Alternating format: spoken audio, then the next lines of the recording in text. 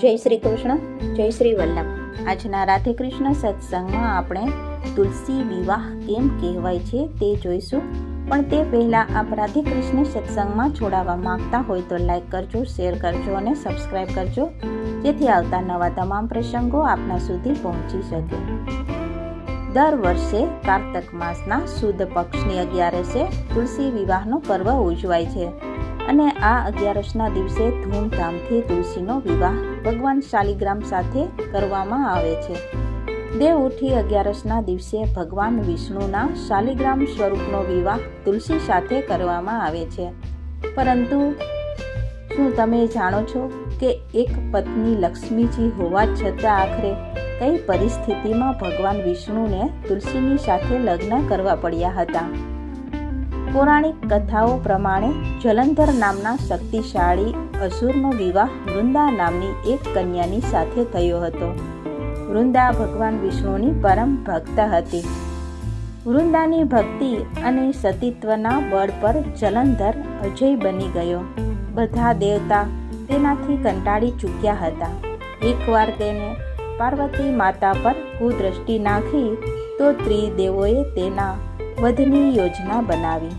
ભગવાન શિવે તેની સાથે યુદ્ધ કર્યું, જેમાં તેઓ હારી ગયા. બધા દેવતા દુઃખી થઈને ભગવાન વિષ્ણુની શરણમાં પહોંચ્યા.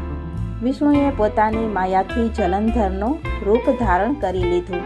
ત્યારબાદ તેને વૃંદાના સતીત્વનો ભંગ કરી નાખ્યું.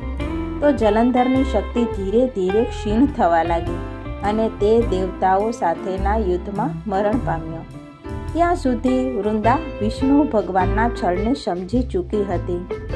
પતિના મોતથી દુઃખી વૃંદાએ ભગવાન વિષ્ણુને પથ્થર બની જવાનો શ્રાપ આપી દીધો.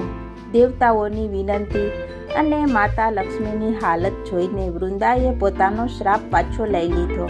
પરંતુ ભગવાન વિષ્ણુ તેમના કર્યાનું પ્રાયશ્ચિત કરવા માગતા હતા. તેમણે વૃંદાના શ્રાપને જીવિત રાખવા માટે પોતાની જાતને એક શાલિગ્રામ સ્વરૂપમાં પ્રગટ કર્યા, જે શાલિગ્રામ કહેવાયું. દુઃખી વૃંદા પોતાના પતિ જલંધરની સાથે સતી થઈ ગઈ. વૃંદાની રાખથી તુલસીનો છોડ ઉત્પન્ન થયો. વૃંદાનું માન જાળવવા માટે દેવતાઓએ શાલિગ્રામ સ્વરૂપી વિષ્ણુ ભગવાનનો વિવાહ તુલસીની સાથે કરાવ્યો. તેને દેવ ઉઠી 11 કહેવાય છે.